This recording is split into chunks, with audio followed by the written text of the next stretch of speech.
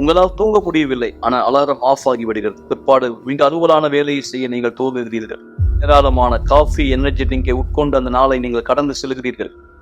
இழந்தவராய் இப்படியாவது அவங்க வாழ்க்கை சென்ற வருடம் முழுவதும் இருந்தது. நாளை உறங்க முடியவில்லை என்பது சாதாரணமான ஒரு விஷயம் அல்ல. இது மாத்திரம் நீங்கள் சந்திக்கிற பிரச்சனைகள் அல்ல. வீட்டில் நீங்கள் பார்க்கிற அந்த நிழல்களை பற்றி என்ன சொல்வது? அப்படி அதிலிருந்து நீங்கள் விடுபட போகிறீர்கள். மீண்டும் நேற்று ராத்திரி உடலில் அழுத்தத்தை உணர்ந்தீர்கள், இருக்கப்படுவதை போல உணர்ந்தீர்கள். தூக்கத்திலே முரமானதைப் போல உங்களால் அசையவோ அல்லது கத்தவோ கூட முடியவில்லை. உங்கள் உயிரே கூட போகக்கூடிய அளவிற்கு காலை வேலை வருகிறது, மீண்டும் அலாரம் ஆஃப் ஆகிறது. நீங்கள் பரபரப்பான அலுவலை மீண்டும் துவங்குகிறீர்கள். இது பேசுவதற்கு மிக கடினமான ஒரு சூழ்நிலை. இந்த வழக்கமான தொடர்கதை விட்டு வெளியே வர வழி உண்டா? டிவி தானாகவே ஆஃப் ஆகி விடுகிறது. வீட்டில் தனியே இருந்தாலும் கூட யாரோ ஒருத்தர் உங்கள் பொருளை மாற்றி மாற்றி வைக்கிறார்கள். நீங்கள் ஆவிக்குரிய தாக்குதலுக்கு பாதிக்கப்பட்டுகிறீர்கள். இது 5வது தடவை இந்த மாதம் பதற்றத்திற்கான மாத்திரை வாங்க நீங்கள் மருந்து கடைக்கு சென்றது. இந்த மாதத்திலே அதிர்ச்சி தாக்குதலில் இருந்து உங்களை காத்துக் கொள்ளும்படி இறந்து போன குடும்ப ஒருத்தர் உங்களோடு பேசுவதை போன்ற குரல்களை கேட்கலாம். இது இனி உங்கள் வாழ்க்கையாய் ஒருபோதும் இருக்கக்கூடாது.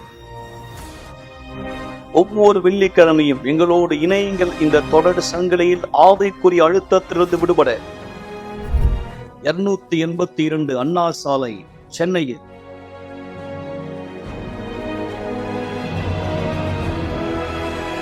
மிக சரியாய் நீங்கள் பார்த்தது போல் நண்பர்களே, 10 ஆவிக்குரிய அடையாளங்கள். இது நீங்கள் உங்களுடைய வாழ்க்கையிலோ உங்கள் குடும்பத்தினருடைய வாழ்க்கையிலோ, ஏன் உங்களுடைய நண்பர்கள் உங்களுக்கு தெரிந்தவர்களுடைய வாழ்க்கையிலோ நீங்கள் சந்தித்தால் உங்களுடைய நாள் இந்த வெள்ளிக்கிழமை விசேஷமாய் இரவு 7 மணி தீராத பிரச்சனைகள், ஆவிக்குரிய பிரச்சனைகள் குறிப்பாய் உங்களுடைய வாழ்க்கையிலே தீர்க்கப்படும். நண்பர்கள், எத்தனை பேர் இப்படிப்பட்ட ஒரு சூழ்நிலையை கடந்து செல்கிறார்கள் தெரியும்? பல நேரம் அவர்கள் அதை வெளியே சொல்வது இல்லை. காரணம், அவர்களை பொறுத்தவரை இது எப்படிப்பட்டது என்ற கேள்வி அநேகர் அந்த குழப்பத்தில் இருக்கிறார்கள். அநேகர் ஒருவேளை முயற்சி எடுத்து அதிலிருந்து மீள முடியாமல் போராடி கொண்டிருக்கலாம். நீங்கள் பல இடங்களுக்கு சென்று தீர்வு இல்லாத ஒரு நிலைமையில் உங்களை பார்த்தால் நான் உங்களை விசேஷமாய் வரவேற்கிறேன். உங்கள் விசுவாசம் புதுப்பிக்கப்படும்படியும் நான் கர்த்தரிடத்தில் வேண்டிக் கொள்கிறேன். காரணம், இந்த ஆவிக்குரிய பிரச்சனையை தொடரக்கூடாது. எந்த அளவு இது மக்கள் வாழ்க்கையில இருப்பது நிஜம் என்பதற்கான இந்த சாட்சி நீங்கள் பார்க்கும்படி விரும்புகிறேன். அதே சமயத்தில் இந்த நேரம் நீங்கள் எங்களை தொலைபேசியிலே தொடர்பு கொள்ள விரும்பினால், உங்களுடைய ஜெப விண்ணப்பத்தை எங்களுக்கு நீங்கள் தெரியப்படுத்த விரும்பினால், வாட்ஸ்அப்ல உடனே டைப் பண்ணுங்க. உங்களுடைய ஜெப விண்ணப்பத்தை அனுப்புங்கள். இந்த நிகழ்ச்சியிலே உங்களுக்காய் நாம் ஜெபிக்க போகிறோம். கண்டிப்பாய் தேவன் தாமே உங்களுக்காய் உதவின் கரத்தை நீட்டும்படி இந்த சாட்சியை கூர்ந்து கவனிங்கள். தொடர்ந்து இணைந்திருக்கலாம். இது உங்கள் கவலைப்படுவதை நிறுத்துங்கள் நிகழ்ச்சி. என்னோட பேர் ஷர்மிளா. நான் ஆலயத்துக்கு வரும்பொழுது என்னோட வாழ்க்கை அழிக்கப்பட்ட நிலைமையில இருந்தது. அதாவது ஒவ்வொரு நாளும் எங்கள் அப்பா அம்மாவோட சண்டை. தினமும் எங்கள் அப்பா குடிச்சிட்டு எங்கள் அம்மாவோட சண்டை போடுவார், அவங்கள அடிப்பார், காயப்படுத்துவார். தினம் இதை பார்க்கும்பொழுது எனக்கு ஏன் வாழணுன்ற விரக்தியாக இருக்கும். எனக்கு அந்த பிரச்சனையை எப்படி சரி பண்ணணும்னு தெரியாது. ஆனால் அதை பார்த்து நான் ஒவ்வொரு நாளும் அழுவேன். எங்கள் அப்பாவை போய் தடுத்து நிறுத்த கூட எனக்கு தைரியம் கிடையாது. ஏன்னா அவரை பார்த்தா எனக்கு பயம், என்னையும் அவர் அடிப்பார் அப்படின்னு சொல்லிட்டு. அதனால ஸ்கூலுக்கு போவேன். ஸ்கூலுக்கு போனாலும் எல்லாரும் சந்தோஷமா இருப்பாங்க, ஆனா நான் மட்டும் சோகமா இருப்பேன். ஏன்னா டெய்லி நடக்கிற பிரச்சனை பார்த்து பார்த்து நான் பயந்து போயிருப்பேன். அதனால என்னால சரியா படிக்க முடியாது. எல்லா நேரத்துலயும் என்னோட சிந்தனையில வீட்டுல இருக்கிற பிரச்சனைகள் தான் ஓடிட்டு இருக்கும். என்னால படிக்க முடியாது, மற்ற பசங்களோட சகஜமா பேச முடியாது, விளையாட முடியாது. அதே போல ஸ்கூல் முடிஞ்சிச்சு அப்படின்னாலே எனக்கு ரொம்ப பயமா இருக்கும். ஏன்னா நான் மறுபடியும் வீட்டுக்கு போகணுன்றதுனால ரோட்ல நடந்து வரும்போதெல்லாம் இன்னைக்கு ஏதாவது சண்டை நடந்திருக்குமா அப்படின்ற ஒரு எண்ணம் தான் எனக்குள்ள ஓடிட்டே இருக்கும். இன்னைக்கு நம்ம இறந்துட்டா நல்லா இருக்குமே, இதோட அந்த பிரச்சனையை நம்ம பார்க்க வேணாம் அப்படிதான் நான் யோசிச்சுட்டே வருவேன். ஏதாவது வண்டி வந்தது அப்படின்னா அதுல போய் நம்ம இறந்துடலாம், விழுந்துடலாம், அப்படிதான் எனக்கு யோசனையாவே இருக்கும். இதே போலதான் என்னோட வாழ்க்கை போயிட்டு இருந்தது.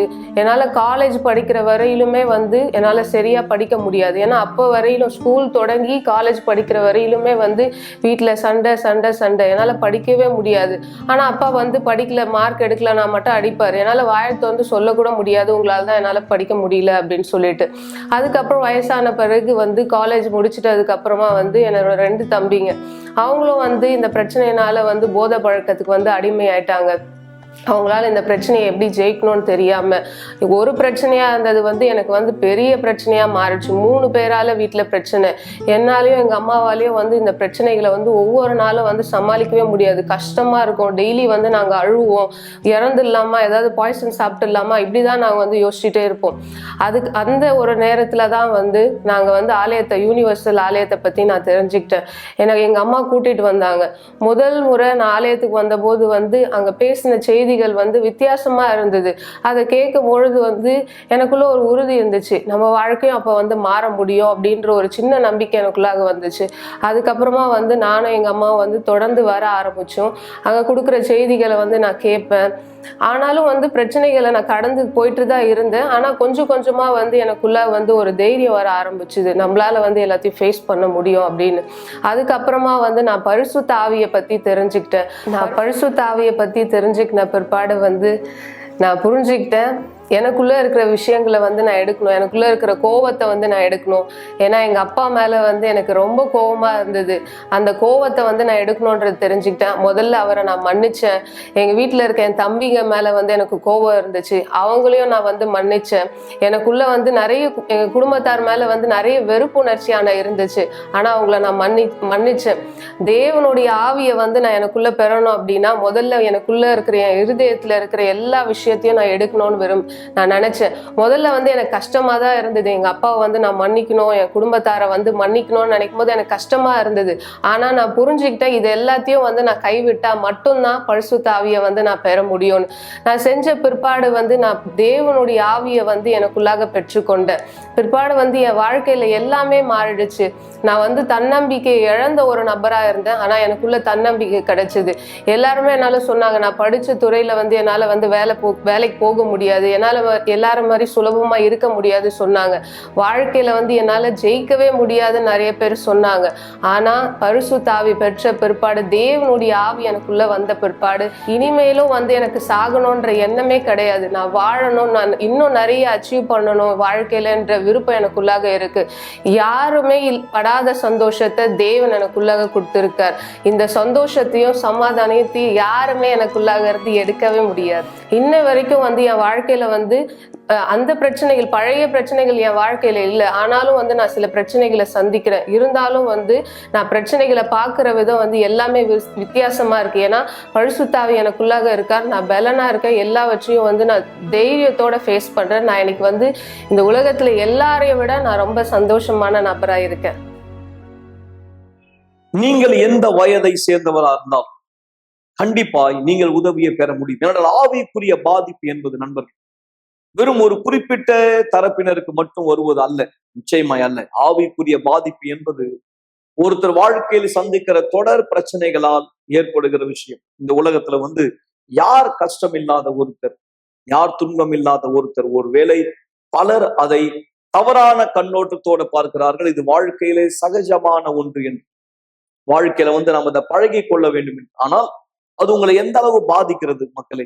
எந்த அளவு நீங்க அதனால பாதிக்கப்பட்டீங்க? எத்தனை பேர் உதாரணமாய் தற்கொலை எண்ணத்தோடு இருக்கிறாங்க? எத்தனை பேருக்கு வந்து விரும்பாத ஒன்றை தான் கட்டாயமாய் செய்வதை ஒருத்தர் பார்க்கிறார்.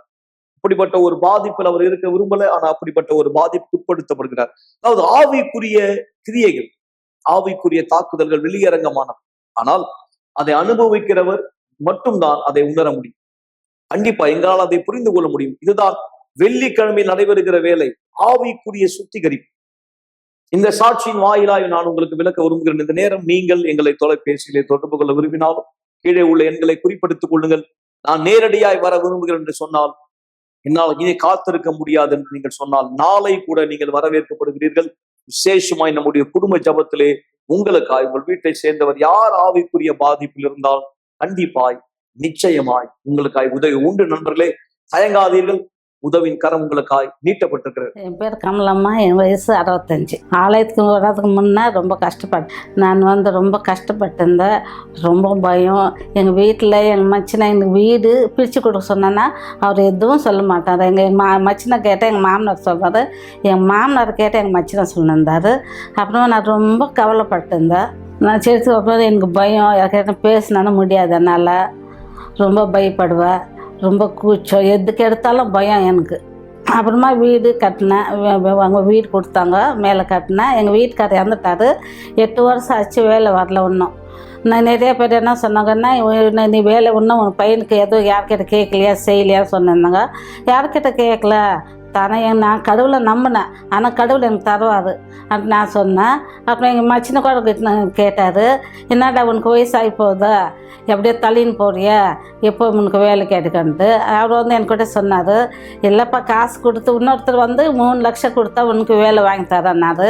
அந்த மாதிரி வேலை நம்மளுக்கு வேணாம். ஒரு 5 வருஷமாக நான் இந்த பிரச்சனையோட கடந்துன்னு இருந்தேன். அப்புறம் நான் தொடர்ந்து ஆலயத்துக்கு வந்திருந்தேன். ஞாயிற்றுக்கிழமை, வெள்ளிக்கிழமை, புதன்கிழமை விடாத வந்திருந்தேன். விடாத நான் தட்சிண பாத்தில் உண்மையாக இருக்கிறேன், தியாகம் செய்கிறேன்.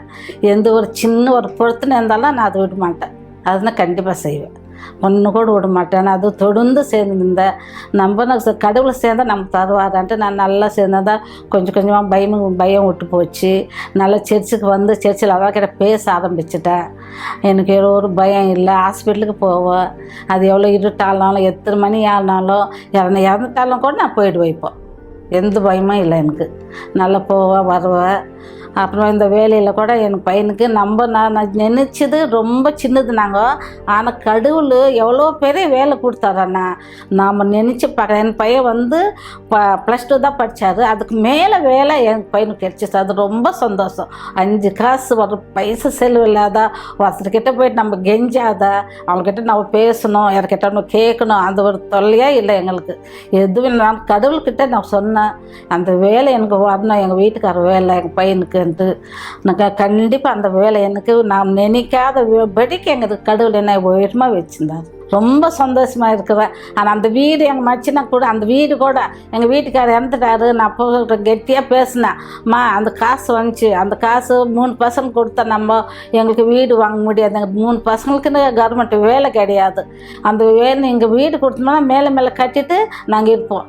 அந்த கூலியாக ஏதோ பண்ணிக்கிறேன்ல, நான் அந்த வீடு இல்லாதானே நம்ம என்ன பண்ணுறது, அந்த காசு ஆயிப்போச்சுன்னா மறுபடியும் நாங்கள் வீடு வாங்க முடியாதுமான்னு சொன்னால் அவங்களும் சரின்ட்டாங்க. நாங்கள் வீடு நல்லா மேலே கட்டணும். சந்தோஷமாக இருக்குதா, எங்கள் பையனுக்கு வேலை கிடச்சிச்சு, நான் வீடு கட்டினேன். அப்புறமா நான் பேசுகிறது நீங்கள் கேட்குறீங்களா, நீங்களும் அதே மாதிரி தான் நீங்களும் ஆசைப்படுவீங்க, நல்லா இருப்பீங்க. ஆனால் கடவுள் எப்போ நம்மளை கைவிட மாட்டார். நம்மன்னு கடவுள் நம்மளை வந்து எப்போ கைவிட மாட்டார். அது என்ன பார்த்து நான் எவ்வளோ கஷ்டப்பட்ட தெரியுமா, எவ்வளோ கண்ணீர் விட்ட, அவ்வளோ கண்ணீருக்கு. ஆனால் கடவுள் எனக்கு பதில் கொடுத்தாங்க. இப்போ வந்து எனக்கு எவ்வளோ கவலை இல்லை, எந்த இதுவும் இல்லை. ஆனால் என் பசங்களுக்கு கூட எனக்கு நல்ல பசங்க, 3 பையன் இருந்தாலும் எனக்கு எவ்வளோ நல்ல பசங்க இருந்தாலும் அவ்வளோ எவ்வளோ ஒரு கெட்ட பழக்கம் கிடையாதுங்க. 3 பசங்களுக்கு அந்த ஏரியாவிலேருந்து கூட எவ்வளோ பேர் சொன்னாங்க தெரியுமா, இந்த ஏரியாவிலேருந்து உங்கள் பசங்கன்னா எவ்வளோ நல்ல பசங்க. ஆனால் அப்படி நிறைய பேர் அப்படி சொல்லிக்க எனக்கு எவ்வளோ சந்தோஷமாக இருக்குது தெரியுமா. எனக்கு காசு பணத்தோட அந்த வார்த்தை எனக்கு ரொம்ப ரொம்ப எனக்கு கடவுளாக கொடுத்த ஆசீர்வாதம். அது நான் கடவுள் ஃபஸ்ட்லேருந்து கடவுள்கிட்ட அதுதான் நான் கேட்டேன். எனக்கு காசு பணத்தோட என் பசங்களை வந்து நல்ல வழியாக நடப்பு பாஸ்டர், நல்லா இதுவோ நடக்கணும், அவன் நல்லா இருக்கணும். ஒருத்தர் வந்து அந்த பசங்க இப்படி இருக்கிறாங்கன்ட்டு ஒருத்தர் வந்து என்ன கேட்கக்கூடாது. இந்த அற்புதமான சாட்சியை பார்த்த நீங்கள் இந்த வயதுல எத்தனை பேர் படுக்கையில் இருக்கிறாங்க, எத்தனை பேர் ஒரு அறைக்குள்ள வீட்டுக்குள்ள முடங்கினவர்களா இருக்கிறாங்க, ஏனால் இனி என்னால எதுவும் செய்ய முடியாது என்ற மனநிலையில. ஆனால் இந்த தாய் இந்த வயதுல தேவனுடைய பலத்தினால், அவர் பெற்றுக்கொண்ட விடுதலையினால், அவருடைய எல்லா கவலைகள் நிறுத்தப்பட்ட ஒருவராய், இன்னைக்கு ஆசீர்வதிக்கப்பட்ட ஒருவராய் முன்னோக்கி செல்வதை நீங்கள் பார்த்தீர்கள்.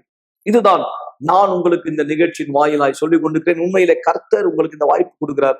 யார் நீங்கள் உங்க சேனல் டியூன் பண்ணும்போது இந்த நிகழ்ச்சியை பார்க்க நேரிட்டதோ தற்செயல் அல்ல, தேவன் தாமே உங்களுக்கு இந்த வாய்ப்பு கொடுத்திருக்கிறார். நண்பர்கள், கண்டிப்பாய் இந்த அழைப்புதல் விசேஷமாய் உங்களுக்காக. ஏனென்றால் நான் சொல்கிறேன், உங்கள் கவலைகள் கண்டிப்பாய் நிறுத்தப்பட முடியும்.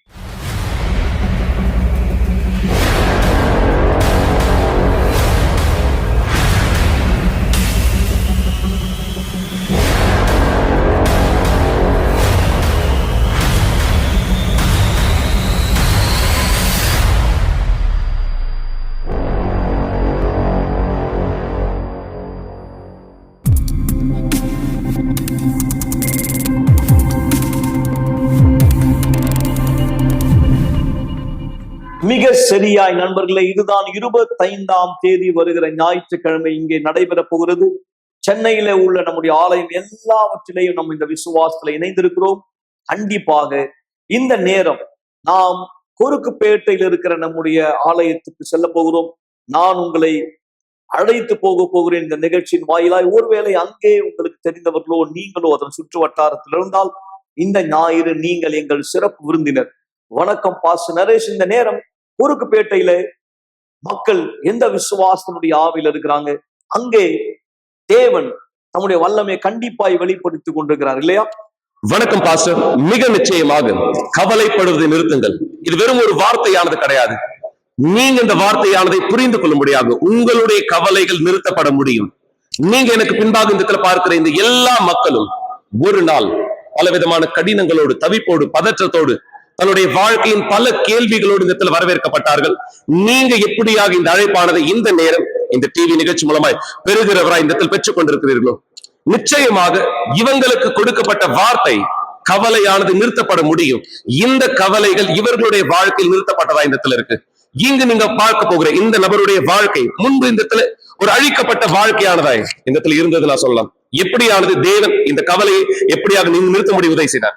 நிச்சயமா பாஷா, இந்த இடத்துல நான் வருவதற்கு முன்னாடி என்னுடைய வாழ்க்கையில கெட்ட பழக்கத்தால பாதிக்கப்பட்ட ஒரு நபரா இருந்தேன். கெட்ட பழக்கம் சொல்லும் போது சிகரெட் பிடிக்கிறது, குடிக்கிறது, மேலும் ஆபாசமான ஒரு படம் பார்க்கறது, இன்னும் சொன்னா சுய இன்பம் செய்யக்கூடிய ஒரு நபரா கூட இருந்தது. இப்படிப்பட்ட ஒரு அடிக்டான ஒரு வாழ்க்கையில தான் இருந்தேன். ஆனா நான் இந்த இடத்துல வரும்போது ஒரு கவலையான ஒரு எண்ணம் மட்டும் இல்லை, எனக்குள்ள ஒரு தற்கொலை எண்ணமானது கூட இருந்துச்சு. ஏன்னா என்னுடைய இந்த தவறான விஷயம் வீட்டுக்கு தெரியப்பட்டது. குடும்பத்திற்குள்ள சமாதானம் இல்லை, குடும்பத்துக்குள்ள சண்டை.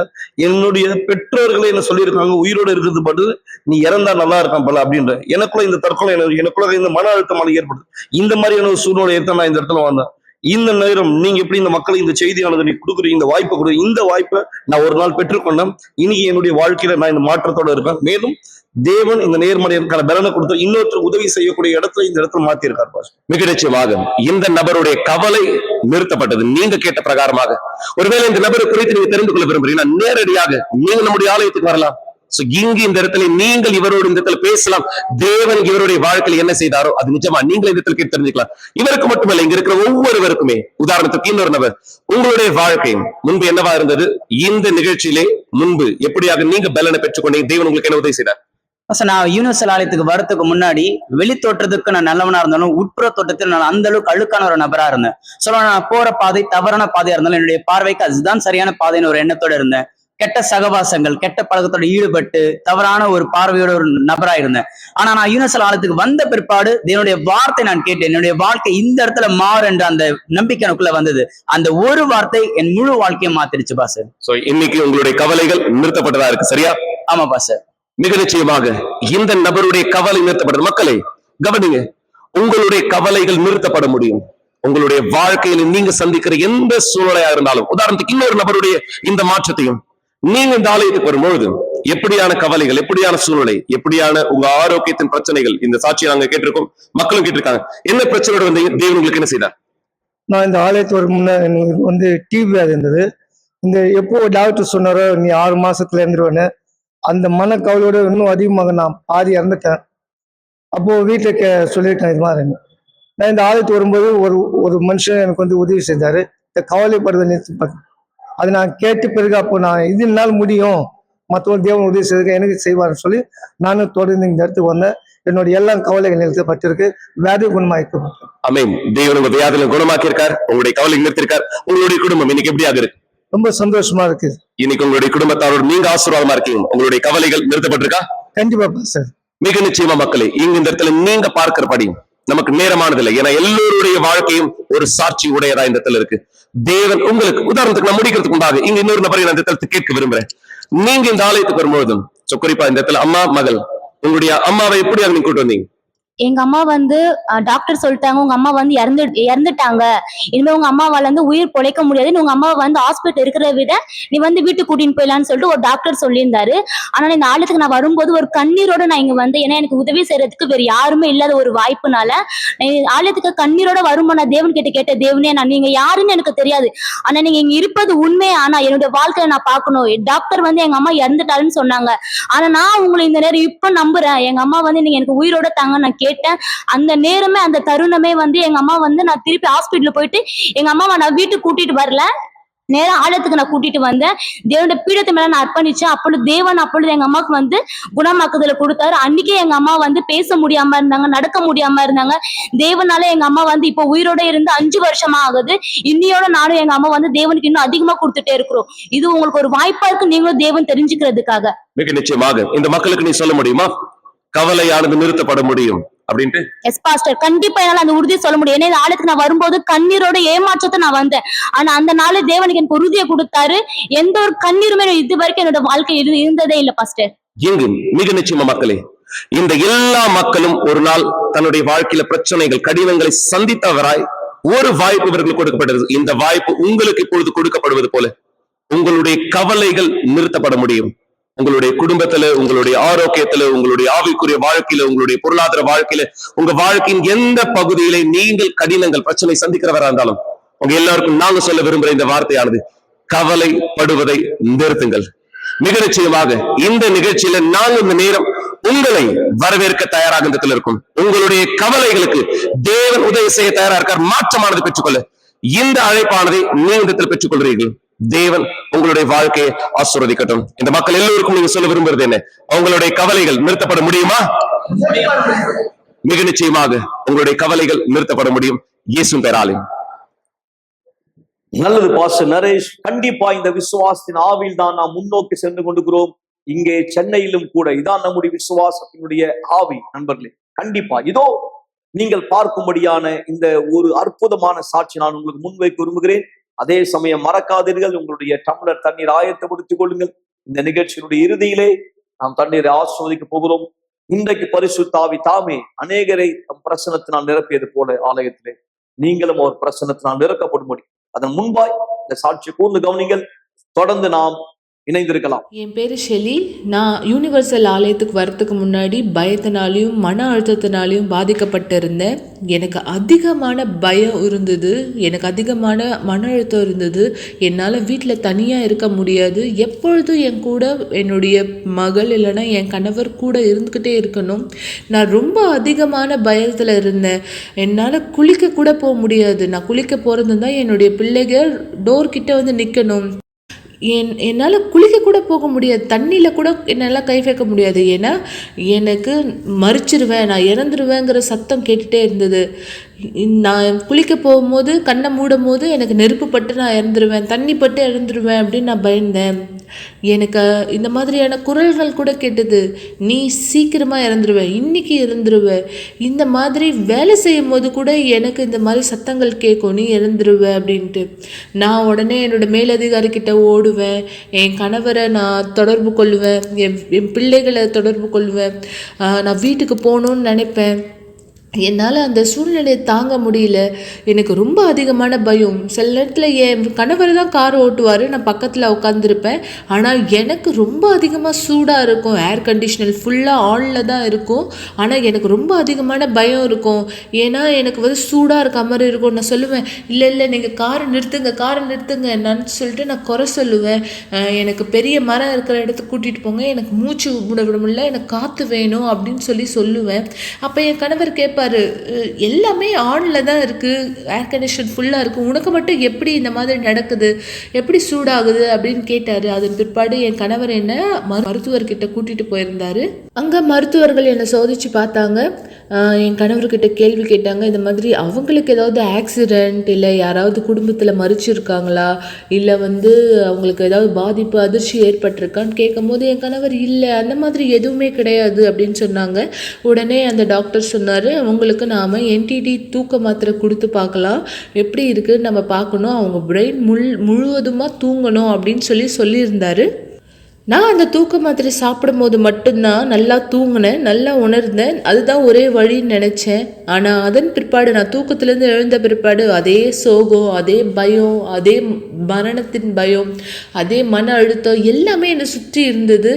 நான் சில நேரத்தில் நினைப்பேன், ஏன் இது ரொம்ப மோசமாக போயிட்டுருக்கு, என்னுடைய திருமண வாழ்க்கையை அழிக்குது, என்னுடைய வாழ்க்கையை அழிக்குது. என் கணவர் இந்த சூழ்நிலையை பார்த்துக்கிட்டே இருக்காரு. என் வீட்டுக்குள்ளே இருக்கிறதுக்கு எனக்கு பயமாக இருக்குது, என்னுடைய சொந்த வீட்டுக்குள்ளே குளிக்கிறதுக்கு பயமாக இருக்குது. எப்போதும் என்னோட கணவர் என்னோட பிள்ளைகள் என்னை சுற்றி இருந்துக்கிட்டே இருக்கணும். ஒரு நொடி கூட என் கணவரும் என் பிள்ளைகளும் என்னை விட்டு வெளியே இருக்கிறத என்னால் தாங்க முடியல. சில நேரத்தில் நான் மயக்கடிச்சு விழுந்திருக்கிறத என் பிள்ளைங்க பார்த்துருக்காங்க. என் சிந்தனை சரியானதா இல்லவே இல்லை. அதன் பிற்பாடு நான் ஒருவரால் அழைக்கப்பட்டிருந்தேன். நான் யூனிவர்சல் ஆலயத்துக்கு வந்தேன். அந்த இடத்துல எனக்கு உதவியாளர்களும் போதகர்களும் உதவி செஞ்சாங்க. நான் அந்த இடத்துல கற்றுக்கிட்டேன் எப்படி என்னுடைய பயத்தையும் என்னுடைய பதட்டத்தையும் நான் ஜெயிக்க முடியும். இயேசு மட்டுமே ஒரே வழியாக இருக்காரு. என் வாழ்க்கையும் என்னுடைய பிரச்சனையும் என்னுடைய எல்லாவற்றையும் நான் அவர்கிட்ட கொடுக்கும் போது, நான் தொடர்ந்து சங்கிலி ஜபம் செய்யும் போது நான் விடுதலை பெறுவேங்கிறத உணர்ந்தேன். நான் அதிகமாக ஆலயத்துக்கு வந்தேன். நான் அதிகமாக உதவியை பெற்றுக்கொண்டேன். போதகர் மனைவின் மூலமாக நான் கவுன்சிலிங்கை பெற்றுக்கொண்டேன். நான் இனிமேலும் அந்த பயத்தில் அந்த பிரச்சனையில் இல்லை. என்னோட திருமண வாழ்க்கை ஆசீர்வாதமாக இருக்குது. இன்றைக்கி நான் முழுமையாக விடுதலை பெற்றிருக்கேன். இனிமேலும் நான் தூக்க மாத்திரை எதையும் சாப்பிட வேண்டிய அவசியம் கிடையாது. நான் முழுமையாக இப்போ எந்த இடத்துக்கு வேணால் போக முடியும், எந்த இடத்துல வேணால் எதை வேணால் செய்ய முடியும். நான் ரொம்ப ஆசீர்வாதமாக இருக்கேன். ஒரு கிளாஸ் தண்ணீரை ஆயத்தப்படுத்திக் கொள்ளுங்கள் அல்லது தொலைக்காட்சிக்கு அருகாமையிலே வாருங்கள். இந்த நேரம் உங்களுக்கான ஒரு சிறப்பு ஜெபத்தை நாம் செய்ய போகிறோம். சர்வ வல்லமையான தேவனே, இயேசு கிறிஸ்துவின் நாமத்தினால் நான் ஜெபிக்கிறேன். இந்த நேரம் யாரெல்லாம் இந்த நிகழ்ச்சியிலே எங்களோடு இந்த விசுவாசத்திலே ஒன்றிணைந்திருக்கிறார்கள், கரத்திலே தண்ணீர் பிடித்துக் கொண்டு தேவனே, மனசிலே மிகுந்த பாரத்தோடு இந்த நபர் இந்த நிகழ்ச்சி பார்த்து கொண்டிருந்தார். கவலைகளோடு, ஏராளமான கவலைகளோடு, சுமக்க முடியாத பாரங்களோடு, தாங்க முடியாத பாரங்களோடு, குடும்ப பிரச்சனைகள், ஆவிக்குரிய தாக்குதல்கள், தூக்கமின்மைகள், மன அழுத்தம், கெட்ட கனவுகள், இனம் புரியாத பயம், தன்னை தானே நம்ப முடியாத ஒரு மனநிலையிலே அவர் இருக்கலாம். தற்கொலை எண்ணங்களினால் தாக்கப்பட்டு கொண்டிருக்கலாம். கெட்ட பழக்கத்திலிருந்து விடுபட முடியாமல் போராடி கொண்டிருக்கலாம். உருவங்களை, நிழல்களை பார்க்கக்கூடிய ஆவிக்குரிய பாதிப்பில் இவர் இருக்கிறார். இவருக்கு ஒருவேளை எப்படி இதிலிருந்து வெளியே வருவது என்று தெரியவில்லை. இவர் யாரிடத்திலே சொன்னாலும் அவர்களால் புரிந்து கொள்ள முடியவில்லை. பல நேரங்கள் இவர் யாருக்கும் அதை விளக்க முடியவில்லை. கூச்ச சுபாவத்தினால், தயக்கத்தினால் இவர் அந்த அடிமைத்தனத்திலே தொடர்ந்து கஷ்டப்பட்டு கொண்டிருக்கிறார். நீர் ஒருவர் மாத்திரமே, உன் சக்தி மட்டுமே இந்த நபரை விடுதலை செய்ய முடியும் தேவன். இவர் எந்த இடத்தை, எந்த பகுதியை சேர்ந்தவராய், சென்னையின் எந்த இடத்திலே, தமிழ்நாட்டின் எந்த மாவட்டத்திலே, எந்த பகுதியிலே, இந்தியாவின் எந்த மாநிலத்திலிருந்து இந்த நிகழ்ச்சியை பார்த்து கொண்டிருந்தால், எங்களோடு ஜபத்திலே விசுவாசத்தை இணைத்துக் கொண்டிருந்தால், நான் கேட்கிறேன், இயேசுவின் பெயரால் இந்த நபரை விடுவியும். மன அழுத்தத்திலிருந்து விடுவியும். தற்கொலை ஆவி கடிந்து கொள்ளப்படட்டும். சிந்தனை விட்டு அகலட்டும் தேவன். இந்த தண்ணீரை கர்த்தர் தாமே அபிஷேகும்படி கேட்கிறேன். இதிலிருந்து பருகுகிற இந்த நபரும் ஜீவனிலிருந்து பருகட்டும், வல்லமையிலிருந்து பருகட்டும், ஆரோக்கியத்திலிருந்து பருகட்டும். இந்த தண்ணீரை நான் ஆசீர்வதிக்கிறேன். இந்த நபரை ஆசீர்வதிக்கிறேன். இந்த குடும்பத்தை ஆசீர்வதிக்கிறேன். இந்த மாபெரும் விடுதலைக்காய், வல்லமைக்காய் நான் இந்த நேரம் உங்களுக்கு நன்றி செலுத்துகிறேன். இயேசு கிறிஸ்துவின் மகிமைக்குரிய பெயரால் யாரெல்லாம் எங்களுக்கு விண்ணப்பத்தை அனுப்பி இருந்தார்களோ, அனுப்பி கொண்டிருக்கிறார்களோ, ஒவ்வொருத்தருடைய விண்ணப்பத்தையும் நான் அந்த ஜபத்தின் மூலமாய் அர்ப்பணிக்கிறேன் தேவன்.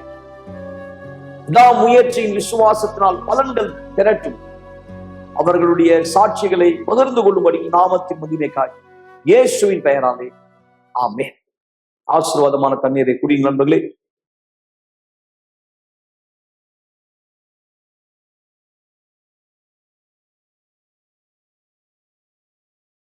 தேவனுடைய மகத்துவம் உள்ள கரம் உங்கள் வாழ்க்கையை கண்டிப்பாய் தொற்றுகிறது. எனக்கு எந்த சந்தேகமும் இல்லை. உங்கள் கவலைகள் கண்டிப்பாய் நிறுத்தப்படும். நாளை மீண்டும் இதே நிகழ்ச்சி சந்திக்கும் வரை தேவனுக்கு அனைவரை ஆசீர்வதிப்பாராக. சென்று வாருங்கள்.